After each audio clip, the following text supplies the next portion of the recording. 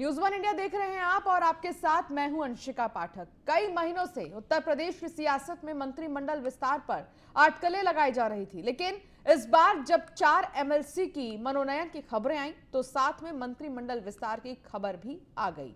जो खबरें हैं उसके मुताबिक बहुत जल्द ही योगी मंत्रिमंडल में कुछ नए चेहरे दिख सकते हैं, जिसमें जातिगत समीकरण साधने की कोशिश हो सकती है।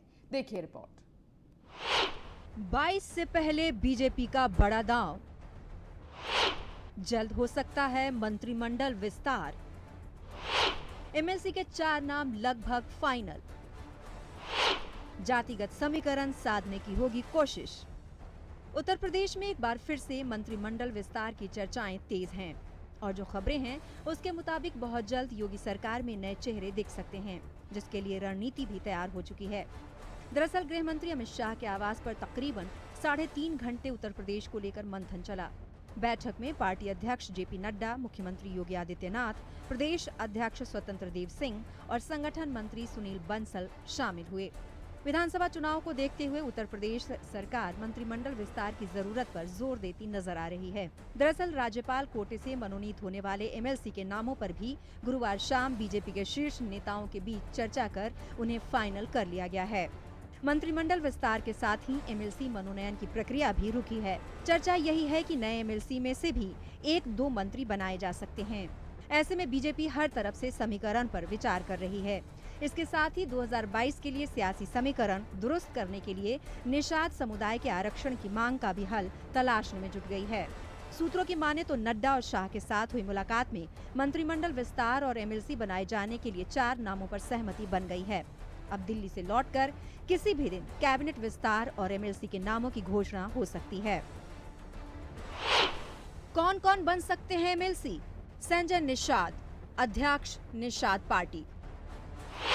जितिन प्रसाद, नेता बीजेपी। लक्ष्मीकांत वाजपेयी, पूर्व अध्यक्ष यूपी बीजेपी। अति पिछड़ी जाति से एक नाम। इस तरह बीजेपी यूपी में पिछड़ों और ब्राह्मणों को साधने की रणनीति अपना सकती है, क्योंकि विपक्ष इन्हीं 2 मुद्दों पर घेरने में जुटा है। फिलहाल योगी मंत्रिमंडल में कुल मंत्रियों की संख्या 54 है। इनमें 23 कैबिनेट मंत्री, 9 स्वतंत्र प्रभार मंत्री और 22 राज्य मंत्री शामिल हैं। नियमों के मुताबिक कैबिनेट में अभी 6 मंत्री पद खाली हैं। ऐसे में 22 से पहले ओबीसी, ब्राह्मण के साथ ही अन्य जातियों को साधने की बीजेपी पूरी कोशिश करेगी। Bureau report, news one India. चलिए अब आपको ग्राफिक्स के जरिए बताते हैं मंत्रिमंडल में किन चेहरों को जगह मिल सकती है। तो अब ग्राफिक्स के जरिए आपको दिखाएंगे जितिन प्रसाद, संजय निषाद, लक्ष्मीकांत वाजपेयी, विद्यासागर सोनकर। इसके अलावा अपना दल के आशीष पटेल को भी जगह मिल सकती है। जितिन प्रसाद, संजय निषाद का नाम भी सामने आ ही रहा है। तो मंत्रिमंडल में इन लोगों को जगह मिल सकती है। मंत्रिमंडल का विस्तार किया जा रहा है। अगर किसी को जगह मिलेगी तो किसी का जाना भी तय है, लेकिन वो कौन लोग होंगे अभी इस पर मुहर नहीं लगी है, ना ही अभी इस पर कोई खबर सामने आई है। लेकिन फिलहाल आपको बता दें कि मंत्रिमंडल में जगह इन लोगों को मिल सकती है। लक्ष्मीकांत वाजपेयी, विद्यासागर सोनकर, जितिन प्रसाद।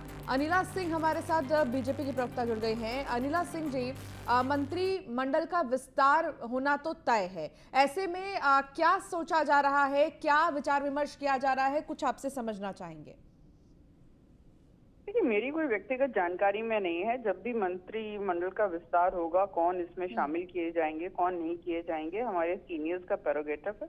सब कुछ सोच समझ के अपॉइंटमेंट्स होंगे, तो उस पर अभी कुछ भी मेरे द्वारा कहना, अभी टीका टिप्पणी करना उचित नहीं होगा। चुनाव के पहले अगर इन केस होता है मंत्रिमंडल विस्तार, क्योंकि आप कह रही हैं आपकी जानकारी में ये चीज नहीं है, लेकिन जो हमारे सूत्र हैं वो बता रहे हैं कि होना तो तय है मंत्रिमंडल का विस्तार। अगर ये चीज होता है तो आपको क्या लगता है कि किन फैक्टर्स को देख के नेताओं को शामिल किया जाएगा मंत्रिमंडल में?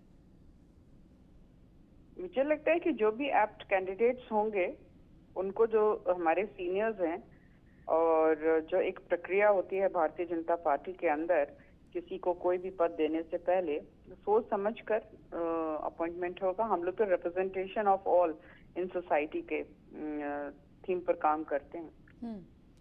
चलिए, बहुत शुक्रिया अनिला जी इस तमाम बातचीत के लिए। तो एसके वाजपेयी हमारे संवाददाता हमारे साथ जुड़ गए हैं ज्यादा जानकारी के साथ। एसके वाजपेयी, मंत्रिमंडल का विस्तार होना तो तय है, इसकी संभावनाएं, इसकी अटकलें भी बहुत ज्यादा तेज हैं।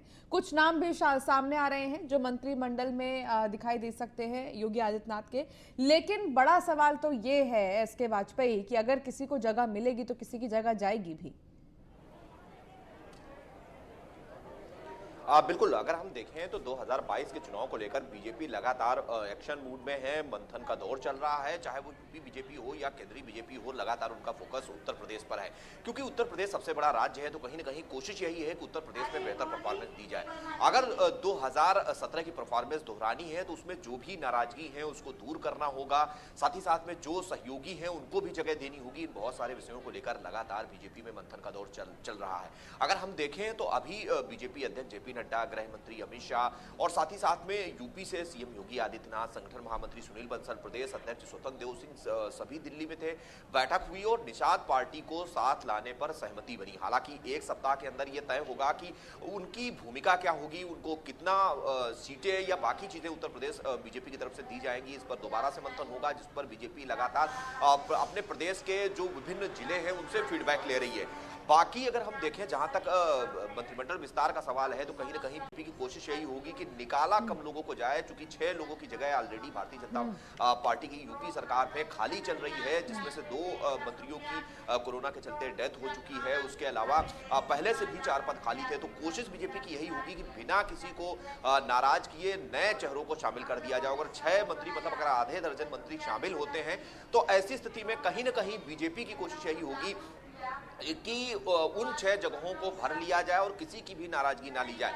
हालांकि ये जरूर हो सकता है कि कुछ मंत्रियों के पास अतिरिक्त विभाग हैं, चूंकि जब ओम प्रकाश राजभर को हटाया गया था तो उनके विभागों को दूसरे मंत्रियों के साथ समायोजित कर दिया गया था। ऐसे ही जो 2 मंत्रियों की डेथ हुई उनके विभाग भी दूसरे मंत्रियों के विभागों में समायोजित एसके वाजपेयी, क्योंकि निषाद पार्टी और भारतीय जनता पार्टी एक साथ चुनाव लड़ेंगे 2022 में, तो ऐसे में ये तो टास्क होगा मुख्यमंत्री के पास भी, और ये बीजेपी के लिए एक बहुत बड़ा टास्क है, चैलेंज ही हम कह सकते हैं कि निषाद पार्टी के भी लोगों को शामिल करना मंत्रिमंडल में।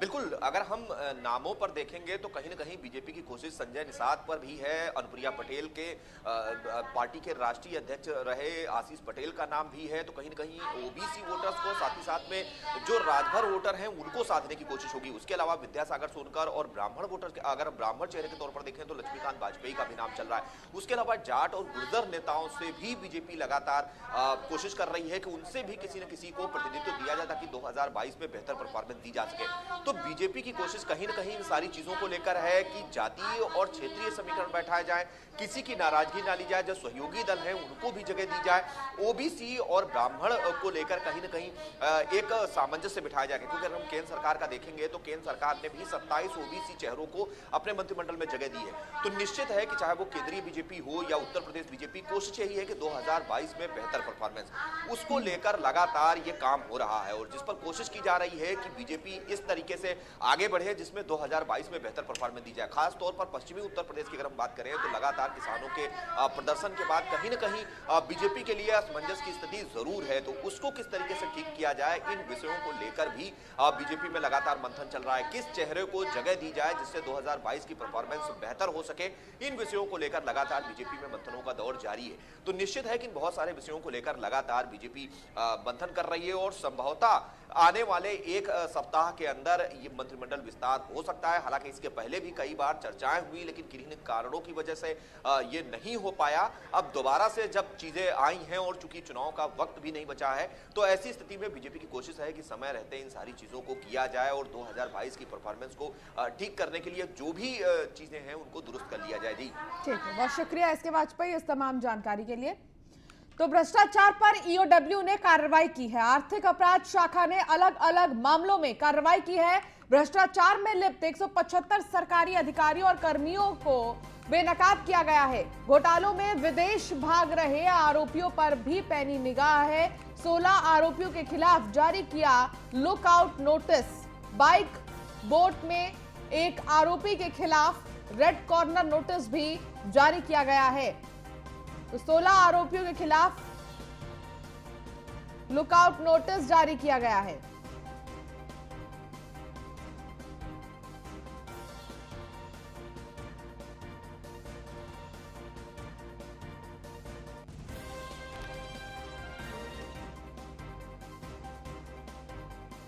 अधिकारियों और कर्मचारियों को बेनकाब कर दिया गया है। घोटालों में विदेश भाग रहे आरोपियों पर भी पैनी नजर है।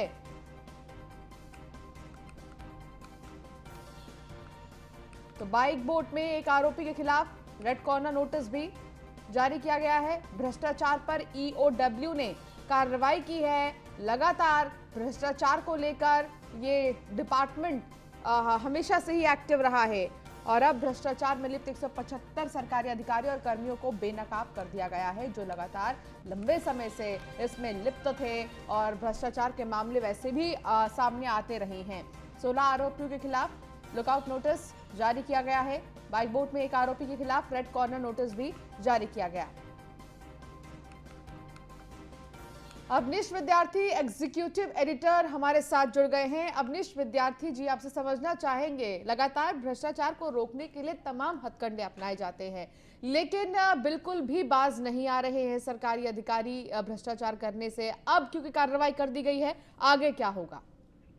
ये देखिए, बड़ा कदम है और खासतौर पर इस तरह के भ्रष्टाचार के मामलों में लुकआउट नोटिस जारी करना, खासतौर पर इस तरह के जो तत्व होते हैं वो एयरपोर्ट्स के माध्यम से या इस तरीके के सीमावर्ती जो बॉर्डरिंग इलाके होते हैं उनके माध्यम से दूसरे देशों में भागने की कोशिश करते हैं, क्योंकि हजारों करोड़ रुपए की देनदारी है, भ्रष्टाचार का बड़ा आरोप है और उस आरोप में लगातार एजेंसियां जो है इन लोगों को तलाश रही हैं। तो ऐसे में अभी कुछ लोगों को एयरपोर्ट पर रोका भी गया है, उनसे भी पूछताछ इस वक्त की जा रही है। कुछ लोगों की पहले से इस मामले में गिरफ्तारी हो चुकी है। करीब 16 से ज्यादा लोगों को लुकआउट नोटिस जो है वो जारी किया गया है, सीबीआई की ओर से भी और ईओडब्ल्यू की ओर से भी। और अब तक आप अगर देखें तो सरकारी, गैर सरकारी तमाम सारे लोगों पर यूपी की सरकारी एजेंसियां लगातार भ्रष्टाचार और इस तरह के मामलों में, आपराधिक मामलों में कार्रवाई कर रही हैं। यही भ्रष्टाचार की जीरो टॉलरेंस की जो नीति है उसको कहीं ना कहीं स्थापित करता है, क्योंकि पहले भी बहुत बार हम लोग देखते थे भ्रष्टाचार के मामलों में शिकायतें तो जरूर होती थी, मुकदमे भी दर्ज होते थे, लेकिन कार्रवाई आगे नहीं बढ़ती थी और उन सब चीजों पर सवाल उठता था। सालों जो है जो तमाम नौकरसाथ है उनके खिलाफ अभियोजन की स्वीकृतियां नहीं मिलती थी। तो वो व्यवस्था बदली है और उसी व्यवस्था का परिणाम है कि अब तक 175 से ज्यादा सरकारी अधिकारी ऐसे हैं जिनके खिलाफ ठोस कार्रवाई ईओडब्ल्यू और दूसरी इस तरह के आर्थिक अपराध की जांच करने वाली एजेंसियों को मिल चुकी है। चलिए, बहुत शुक्रिया अवनीश जी इस तमाम बातचीत के लिए। जम्मू कश्मीर से खबर, जहां अवंतीपोरा में 3 आतंकी ढेर किए गए हैं। सुरक्षा बलों ने मुठभेड़ के दौरान आतंकियों को ढेर किया है। अभी तक तीनों आतंकियों की नहीं हो सकी है पहचान। सुरक्षा कर्मियों ने खुफिया इनपुट के आधार पर कार्रवाई की। नागबेरन त्राल इलाके में जंगलों में यह मुठभेड़ हुई। जम्मू कश्मीर के अवंतीपोरा में सुरक्षा बलों और आतंकियों के बीच मुठभेड़ चल रही है। ताजा जानकारी के मुताबिक इस मुठभेड़ में 3 आतंकी मारे गए हैं। हालांकि अभी तीनों की पहचान नहीं हो पाई है। माना जा रहा है कि नागबेरन त्राल इलाके के जंगलों में हुई मुठभेड़ में मारे गए तीनों दहशतगर्द प्रतिबंधित आतंकी संगठन जैश ए मोहम्मद से जुड़े थे।